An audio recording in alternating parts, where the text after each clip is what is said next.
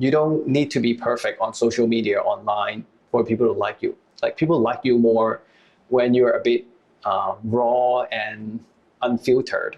I actually have an example. Welcome to The Creator's Adventure, where we interview creators from around the world hearing their stories about growing a business. Today's episode's a little bit different because instead of recording here in my office, I actually recorded this with our guest in person while I was traveling. Today's guest is Kevon Cheung, the founder of Public Lab, the author of Find Joy in Chaos, and creator of Build in Public Mastery. Before this, Kevan worked extremely hard in his career, but he still felt like a nobody. So at the end of 2020, he started writing and sharing under his name. That's when he discovered the power of building in public. He learned that the new way of business is about sharing and connecting with your community genuinely. Kevan has held true to these beliefs and is now building in public with his community. This is all thanks to his first free project, the Build in Public Definitive Guide, which had been read by more than 20,000 entrepreneurs. Hey everyone, I'm Bryan McAnulty, the founder of Heights Platform. Let's get into it.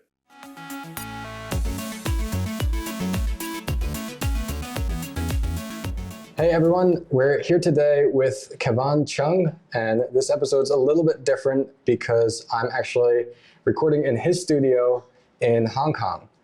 So a little bit different than usual. I'd encourage you guys, if you're listening to this, to check out the YouTube video so you can see it.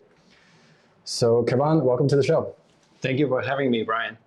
My first question for you is, what would you say is the biggest thing either that you did or you are doing that has helped you to achieve the freedom to do what you enjoy? Well, I started this journey 3 years ago. And at that time, I didn't have any friends. I didn't know what I want to talk about, so no niche, and especially no followers. So I think the biggest thing I did was spending time to create free stuff so that I can use that to attract an audience.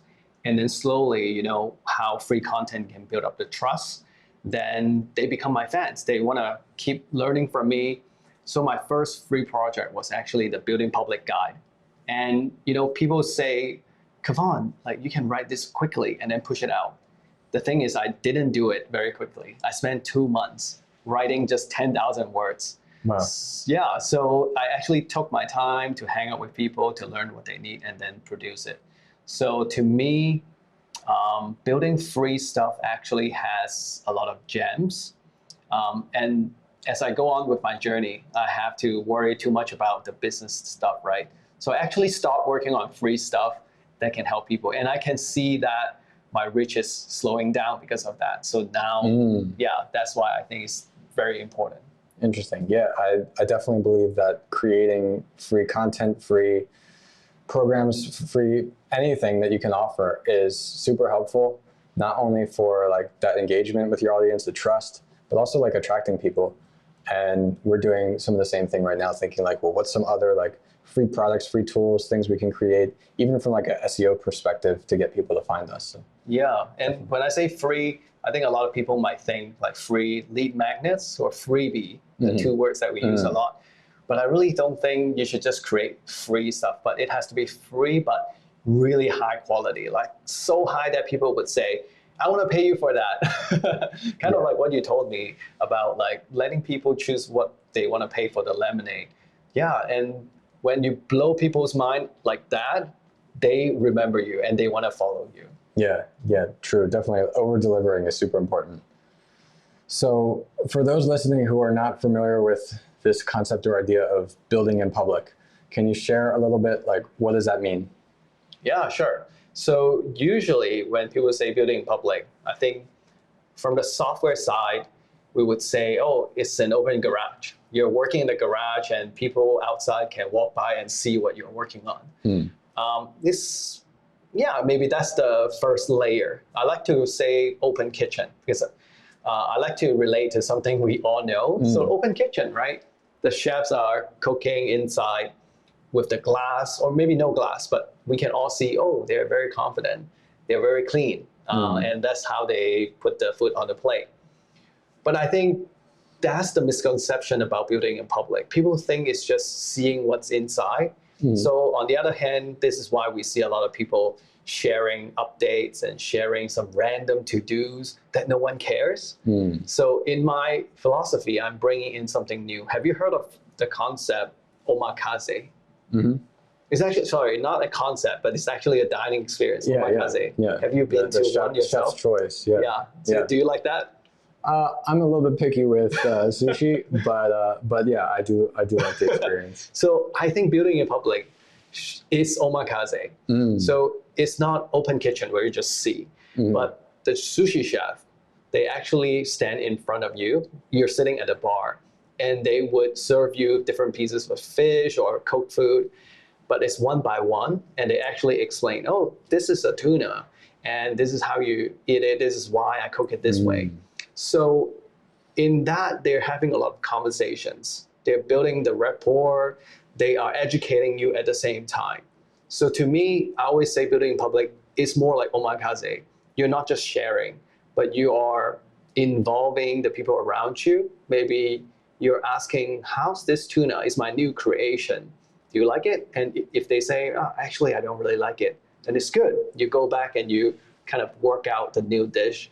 And maybe you can even say like, oh, I have a special menu coming next week. Do you want to come back? Because of the conversation through the night, people might even say, oh yeah, sure, why not? So building in public actually pulls people closer to you so that you can do all this. It's working with the community. I think it's fascinating when you look at it this way. Yeah, I really think that's a great way to describe it, because that also, I think, gives people a reason to understand why they would want to do it.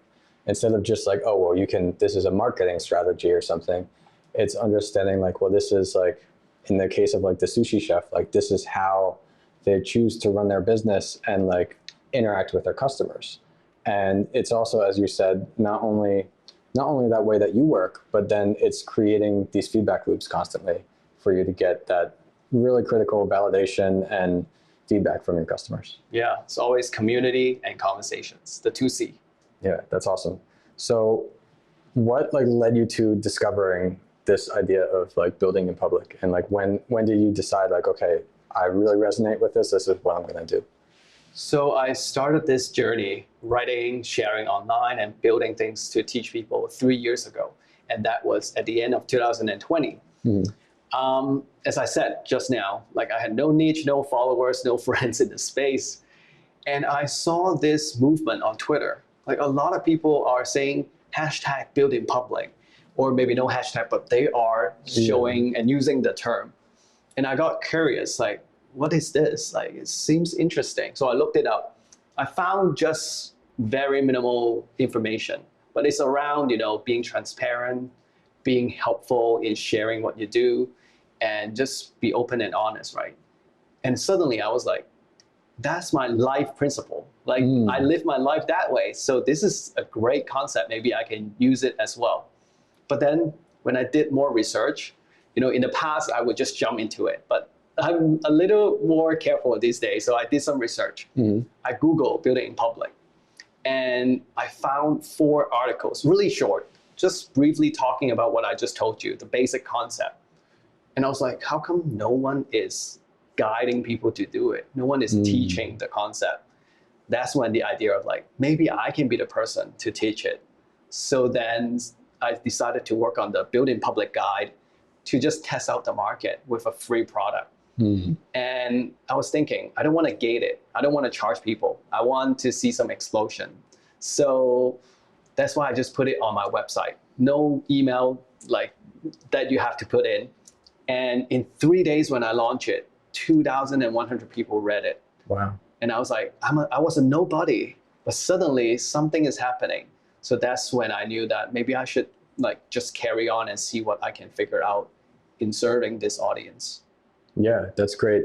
It actually made me think of, because I really resonate with like this philosophy as well, that like we've talked about before on the podcast of like the idea of being yourself and like being authentic to everyone and not trying to pretend online that like you're something else. I don't know, I know you were in the US for some time. I don't know if you were there at this time, but do you remember there were these commercials from Geico, the insurance company, and they had this one series that was about like cavemen. And they said like, so easy a caveman could do it. Did you see any of those by any chance? I remember gecko is everywhere. Yeah, But always, maybe not always I don't insurance know. commercials. Yeah. So they had this one series of commercials where there's something about like the line was so easy a caveman could do it.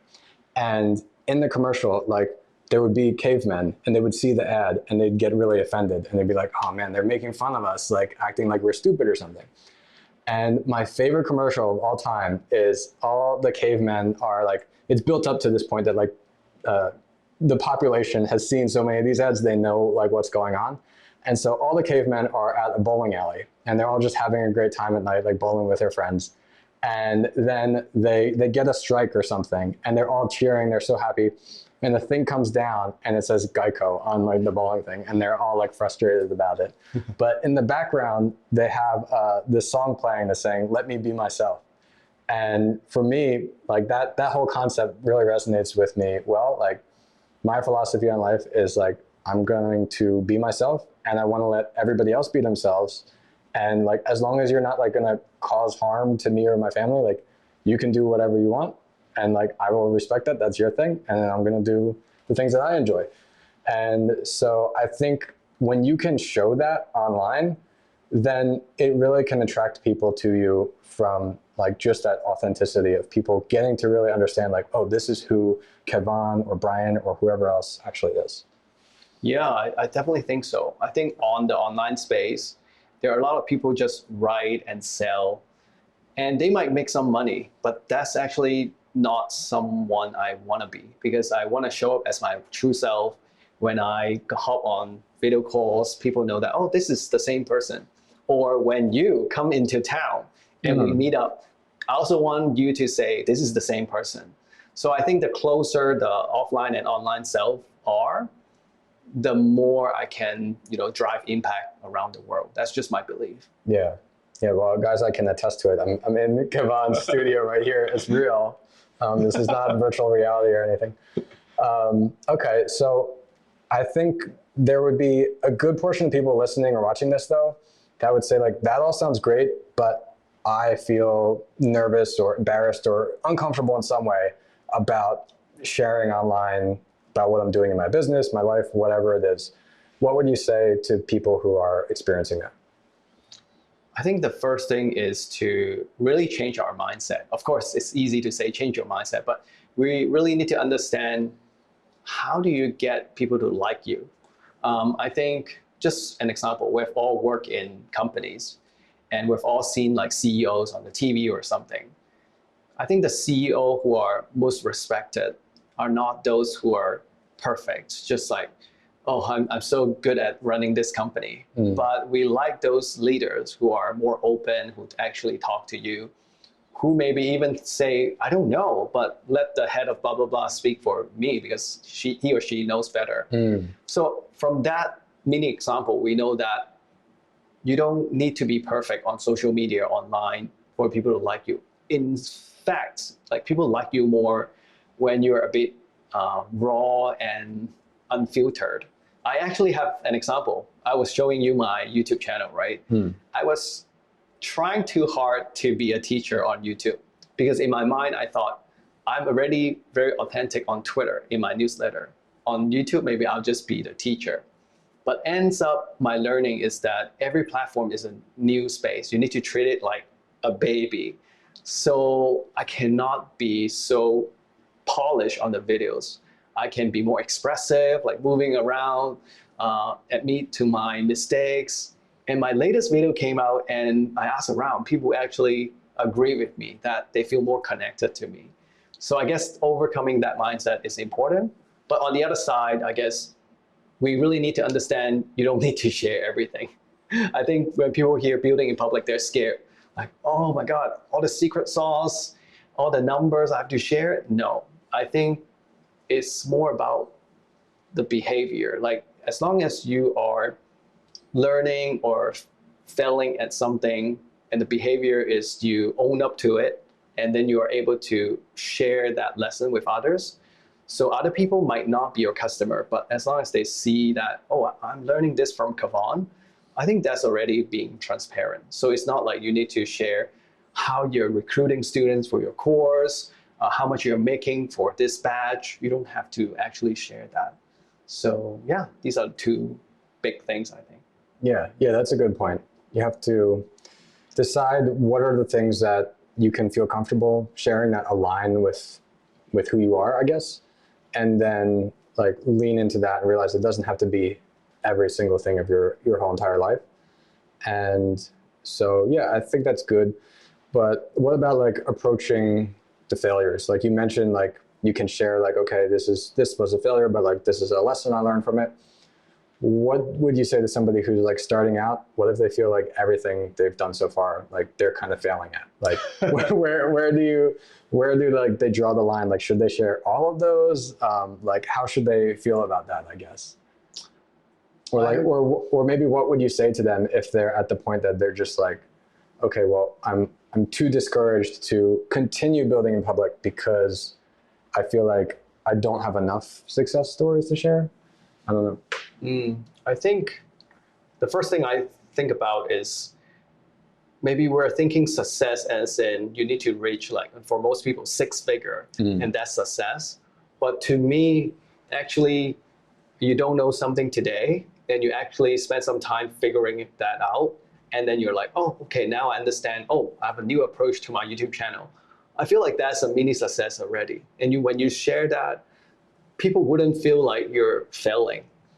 They actually see how Kevon was very good at learning something and turning it around. So I guess it's a bit of like storytelling in that. You don't just say, I failed, guys, I suck at this. But you say, I suck at this, but I do this and now it's better. So then people will feel like, oh, this person is interesting. I want to keep following because Kevon has this mindset to discover and learn. And now they are learning as well as you share. So Yeah, I like that. I think that's the answer, that it's not about like if you're successful or not, and like whatever you're trying to achieve of yourself, people don't care. Like they want to just see like, oh, Kevon's doing his thing. Like this is the thing that he does. He's sharing some lessons that he's learning, and they just want to see like if they see that like you're doing whatever it is as a creator, as a business owner, like that's it. Like that is, you continuing to do that is success, I guess. So yeah, it doesn't have to be at like whatever arbitrary number or level is important, like maybe to your mind, because also keep in mind the people that you're serving are like generally they're going to be below whatever level you're at, and they want to learn from you. So they want to get to the point of where you're at. So even if you're not 100% satisfied, like my addition to this would be that you can still provide value to your audience. Yeah, and I think there's a keyword, relatability, that I also teach my students, because building in public is about building a community. And what I realize is that a lot of people follow someone because they can relate to them. So I myself, I never follow the big star creator, the educators. I just feel like what they're saying is so far away, or maybe they are at step 10 and they're trying to teach the people at step 1. I don't feel like they really understand what is going on step 1. But I really like the people who are just 2 steps ahead. Yep. And so relatability, I have an example. I forgot which course. I built a course and I was doing the basic cut myself and I keep falling asleep. You know, it's the most boring task ever. But I'm rushing to get the course out. So at the end, I publish it, I give it to all the pre-orders people, and there were a lot of like repeated shots that I forgot to take out. And you know what? A few of them messaged me and said, they said, wow, Kevon, I didn't know you can have this kind of flaws in your videos. Thanks for showing us that we don't have to be perfect to create our own courses. And I'm like, what? who are you guys? So at the end of the day, like people don't care about these small things as long as the content is good and they actually see you as a human, relatable. Yeah, that's true. You as a creator or entrepreneur care so much more about that kind of thing, most likely, than your audience does. They just want to have some kind of value from it. So yeah, you mentioned community is important. And I know we talked a little bit earlier about your course, your program. It's gone through all these iterations now of you tweaking it and deciding like how you're going to structure it and all of that. So can you share with everybody kind of where you've landed at now of how it's all organized, and then like why did you decide on running it the way you do? Okay, it was a long journey. So let me tell you a story first. Sure.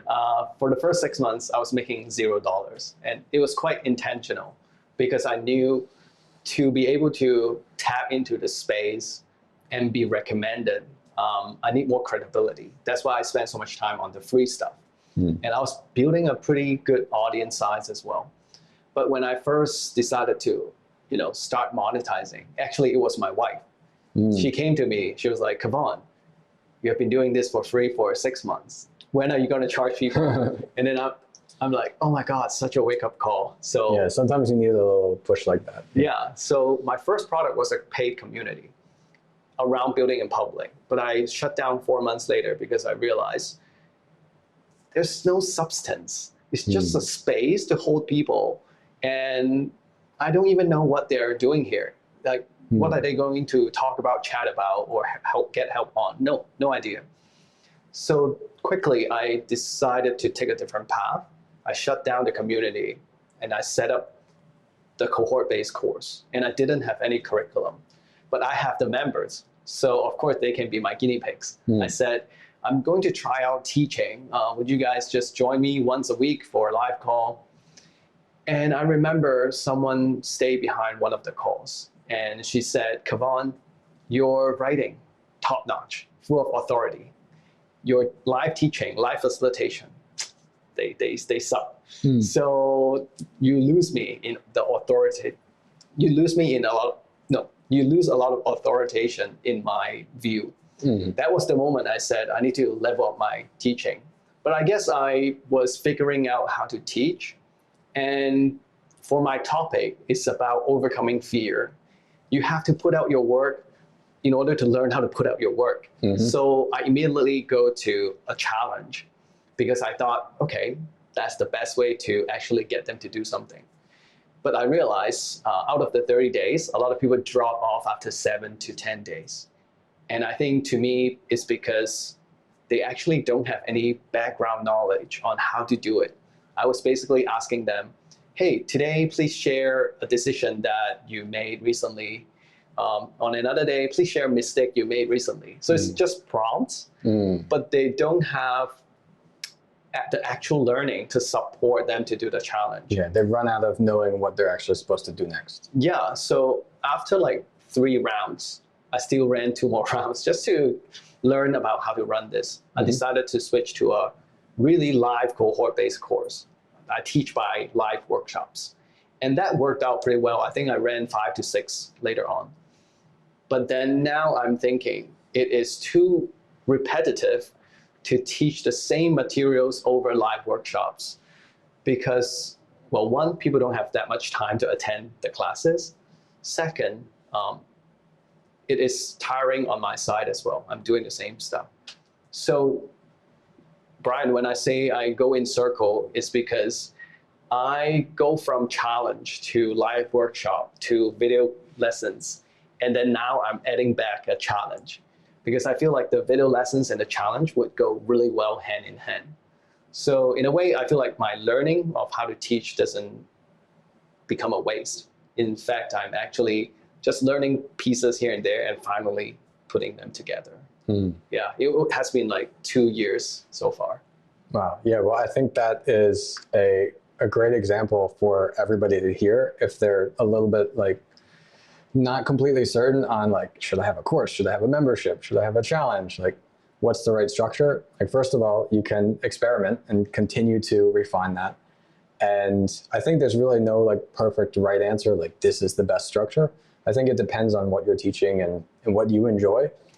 And yeah, it's better to look at everything as a creator as like this constant journey of creation and building your business rather than like, I have one product, this is the product, it's done, like that's it. Like, so it's a constant journey of refinement and growth within yourself, not only just launch a product and then like that's the end of it. Yeah, I heard you talking about finding the format that fits you the most. I really like that because I think a lot of people just look at what other people are doing. And like, membership? I want to do a membership. but do you really enjoy it? I think I'm pretty self-conscious, so I would really challenge myself, like whether I enjoy something or not. But the funny thing is, like something that I don't enjoy 2 years ago, I enjoy it now because maybe it's easier with all the experience and knowledge. So it's always like a constant struggle to figure this out. Yeah, and I think like entrepreneurs and really anyone suffers from like the kind of grass is always greener phenomenon, thinking like, oh, this creator said that they're earning all this money with like this cohort or whatever it is. And there's always like the urge to try that new thing. But like what I can say that is hopefully helpful to creators is being in the unique position to see what thousands of creators are building. Like I can point to an example of like any structure where they're at a success level that they're really happy with.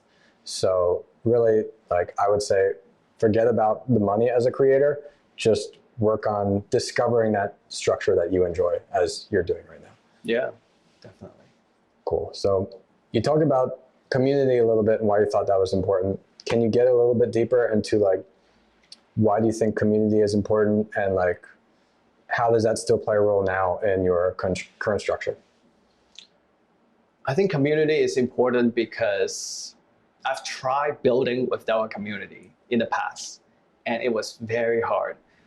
And now I'm trying to build with a community, and I've learned that it is relatively easier with ease, and you can really work on things that people want. So I'll give you the example. In the past, I was running a SaaS company, and all I do was go on LinkedIn, reach out to people to set up research call. Because I really need to tap into their mind to figure out what problems they have to build something for them, right?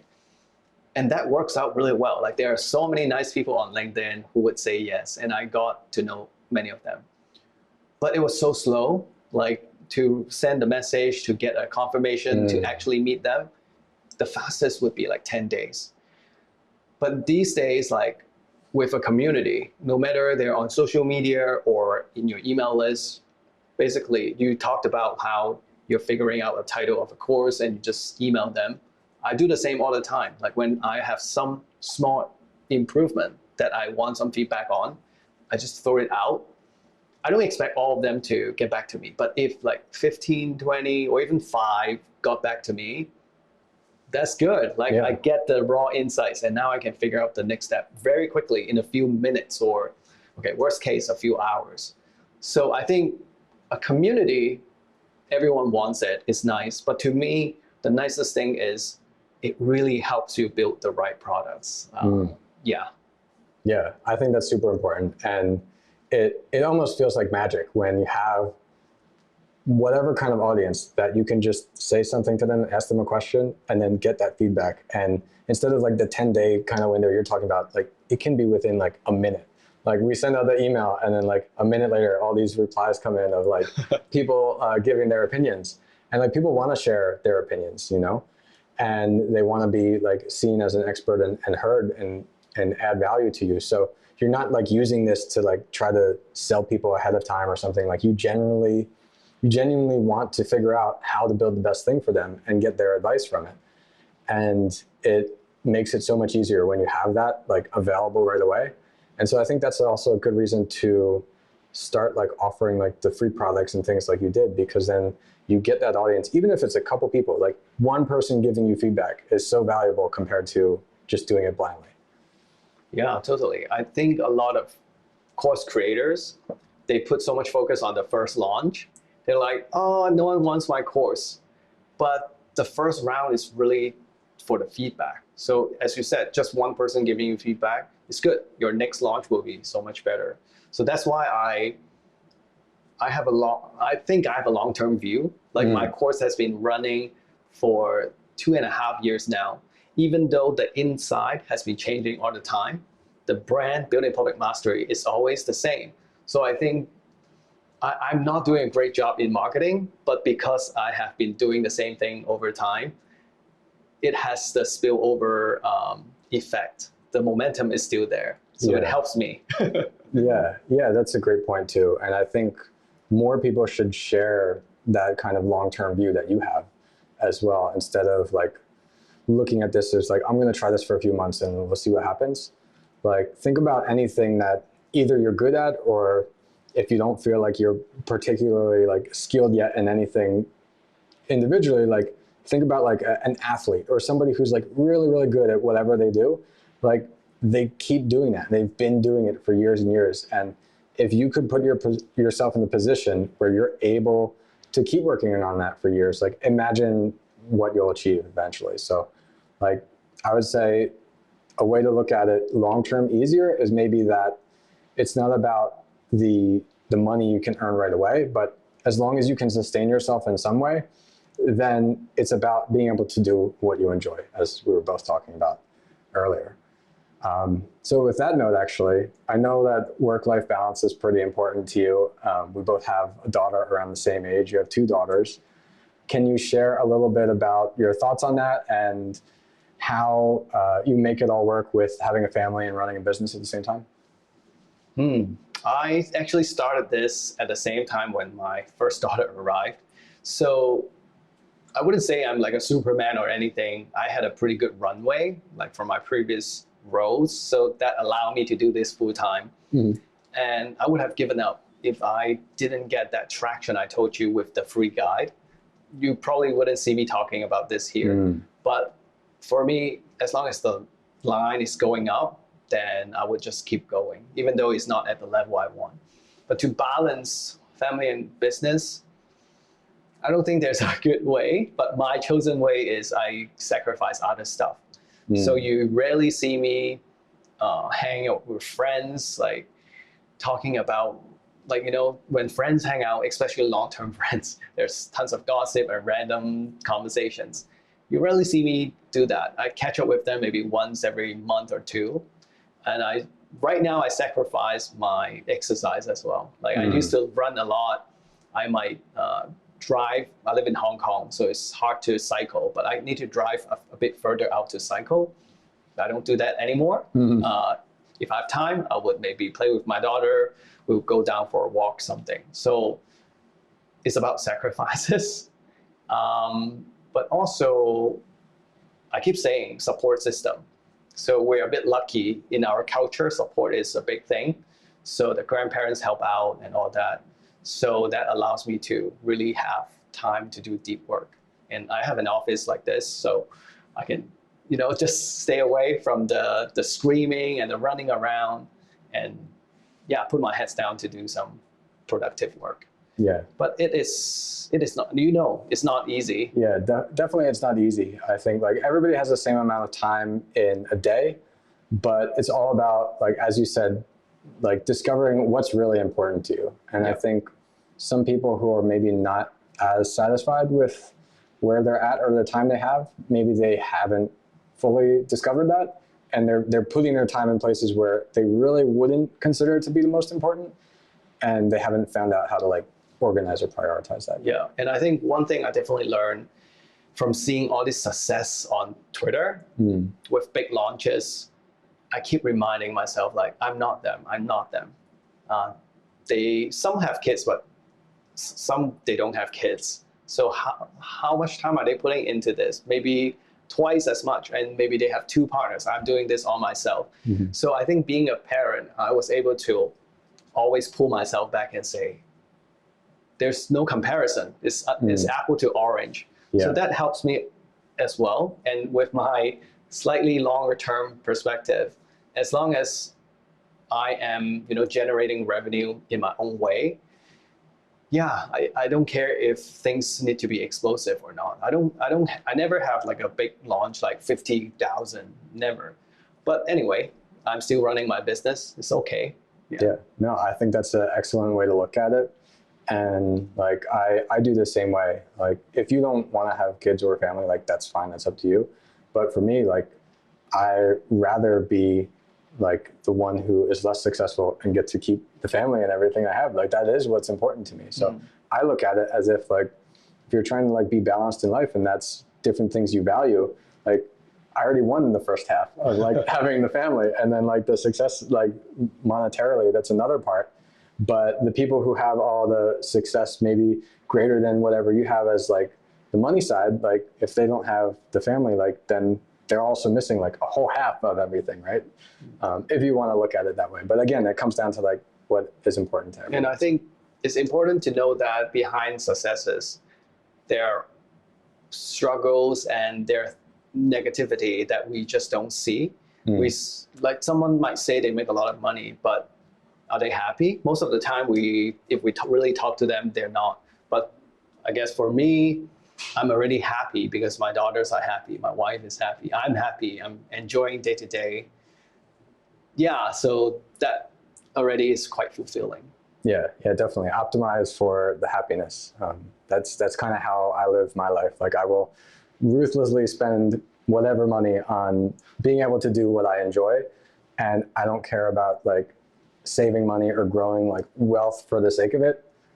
The purpose of money is to use it. So like I want to be able to have the life I enjoy above all. Did you notice I have the book Die with Zero sitting downstairs? Oh no, I didn't. Awesome, cool. Yeah. Yeah, that's really great. All right, well, one more question for you is that on the show, I like to have every guest ask a question to the audience. So if you could ask our audience anything, whether something that you're curious about, something you kind of want to get everybody thinking about, what would that be? I think in online communities, we all know that we all want to scale. But when you start scaling with more students, with more members, the quality will obviously drop.